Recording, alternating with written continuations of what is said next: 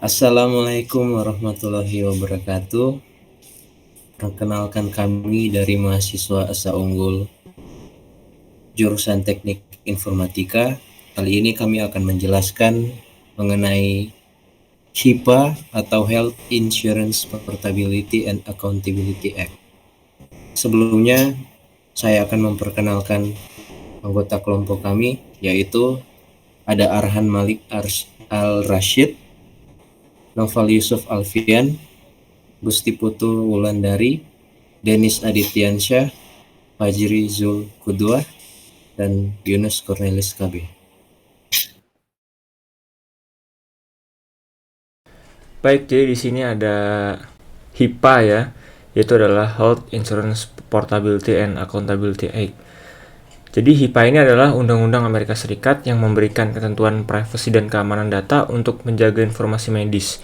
Undang-undang ini menjadi semakin menonjol dalam beberapa tahun terakhir dengan banyaknya pelanggaran data kesehatan yang disebabkan oleh serangan dunia maya dan serangan ransomware terhadap perusahaan asuransi dan penyedia layanan kesehatan. Undang-undang federal ditandatangani oleh Presiden Bill Clinton pada 21 Agustus 1996. HIPAA mengesampingkan undang-undang negara bagian mengenai keamanan informasi medis, kecuali undang-undang negara bagian tersebut dianggap lebih ketat daripada HIPAA. Tujuan HIPAA.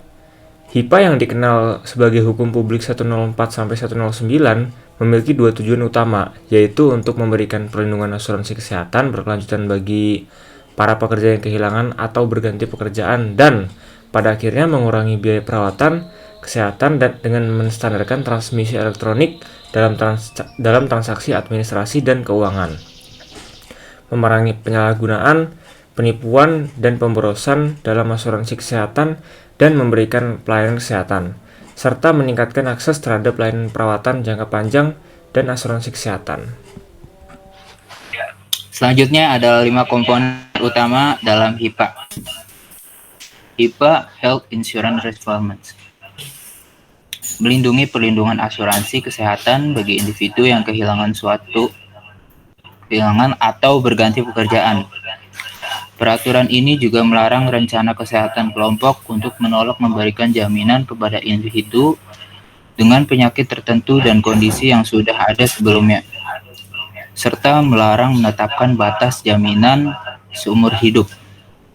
Yang kedua, HIPAA Administrative Simplification mengarahkan Departemen Kesehatan dan Layanan Kemanusiaan atau HHS AS untuk menetapkan standar nasional untuk memproses transaksi layanan kesehatan elektronik. Hal ini juga mengharuskan organisasi layanan kesehatan untuk menerapkan akses elektronik yang aman ke data kesehatan dan tetap mematuhi peraturan privasi dan ditetapkan oleh HHS. Yang ketiga, IPAA, Tax Related Health Provisions, mencakup ketentuan dan pedoman terkait perpajakan untuk perawatan medis. Yang keempat adalah Application and Enforcement of Group Health Plan Requirement. Lebih lanjut, mendefinisikan reformasi asuran kesehatan, termasuk ketentuan bagi individu dengan penyakit yang sudah ada sebelumnya dan mereka yang mencari pelindungan lanjutan.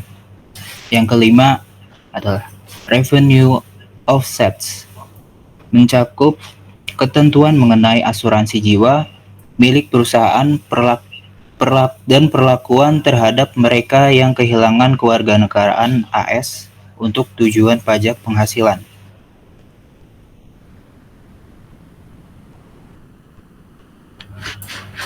Selanjutnya adalah aturan privasi HIPAA. Standar aturan privasi ini membahas tentang penggunaan dan pengungkapan informasi kesehatan individu yang dikenal sebagai informasi kesehatan yang dilindungi oleh entitas yang tunduk pada sebuah aturan privasi. Individu dan organisasi ini disebut covered entities atau entitas tercakup. Aturan privasi ini juga berisi standar hak individu untuk memahami dan mengontrol bagaimana informasi kesehatan mereka digunakan. Sasaran utama aturan privasi adalah untuk memastikan bahwa informasi kesehatan individu dilindungi dengan semestinya, sekaligus memungkinkan aliran informasi kesehatan yang diperlukan untuk menyediakan dan mempromosikan perawatan kesehatan yang berkualitas tinggi serta melindungi kesehatan dan kesejahteraan publik.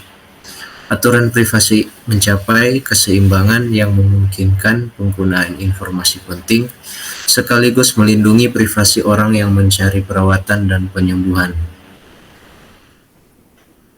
Selanjutnya adalah 5 HIPAA rules. Yang pertama adalah HIPAA privacy rule atau aturan privasi, yang mana di sini adalah PHI disclosure rule.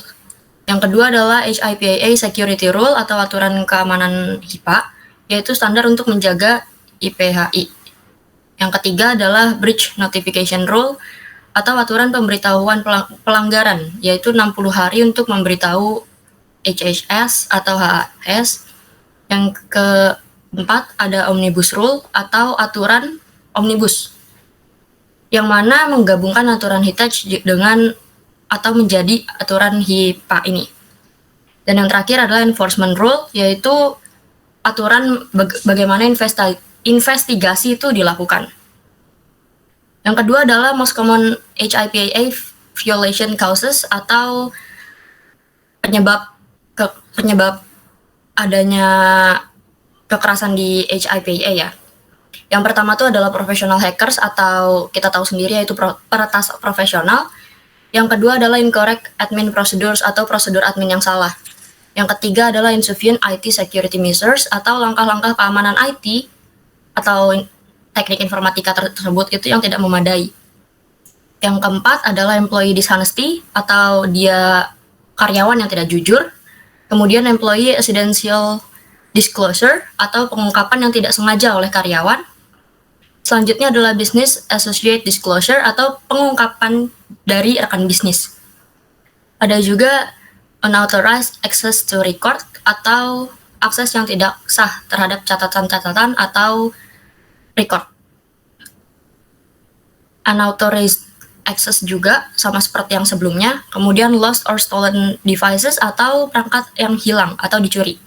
Yang terakhir adalah improper disposal atau pembuangan atau pemusnahan yang tidak tepat.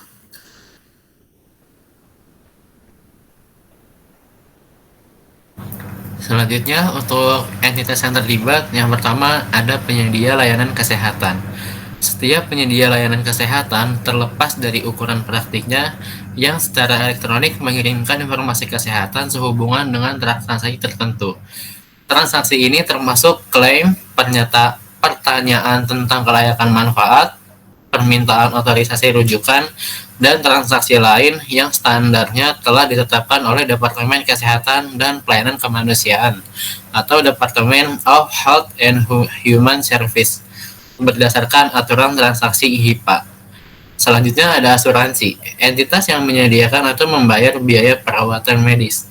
Rencana kesehatan mencangkup asuransi kesehatan, gigi, penglihatan, dan resep obat. Organisasi pemeliharaan kesehatan atau Health Maintenance Organizations, asuran suplemen Medicare, Medicaid, Medicare Plus Choice, dan Medicare, dan asuransi perawatan jangka panjang.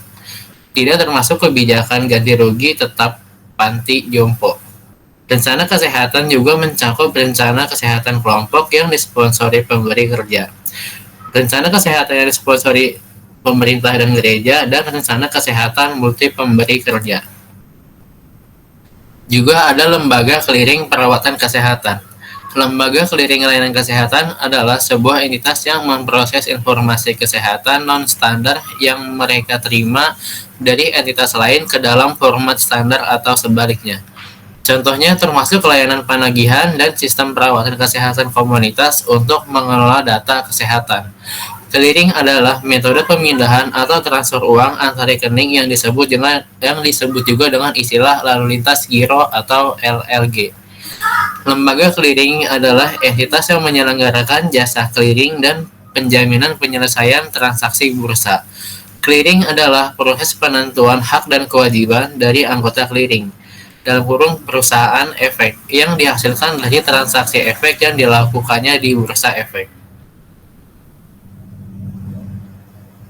Selanjutnya, informasi apa saja yang dilindungi oleh HIPAA? Yang pertama yaitu ada nama pasien, alamat, tanggal lahir, nomor jaminan sosial, pengenalan biometrik seperti sidik jari dan sebagainya, atau informasi identitas pribadi lainnya. Yang kemudian ada kondisi kesehatan fisik atau mental seseorang di masa lalu. Kemudian perawatan apa saja yang telah diberikan kepada individu atau yang sedang dijalankan oleh pasien. Kemudian informasi mengenai pembayaran terkait perawatan yang telah diberikan kepada individu atau pasien yang mengidentifikasi penyakit yang sedang diderita pasien. Selanjutnya, informasi kesehatan yang tidak dilindungi oleh HIPAA, yaitu catatan pekerjaan, termasuk informasi tentang pendidikan, serta catatan lain yang didefinisikan dalam Undang-Undang Hak Pendidikan dan Privasi Keluarga. Selanjutnya, data yang tidak teridentifikasi, artinya data yang tidak dapat memberikan informasi yang dapat mengidentifikasi individu. Contohnya itu seperti kepemilikan kendaraan ataupun rumah. Berikut adalah sumber materi yang kami ambil untuk presentasi kami kali ini. Lanjut.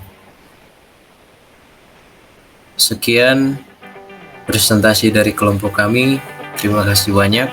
Assalamualaikum warahmatullahi wabarakatuh.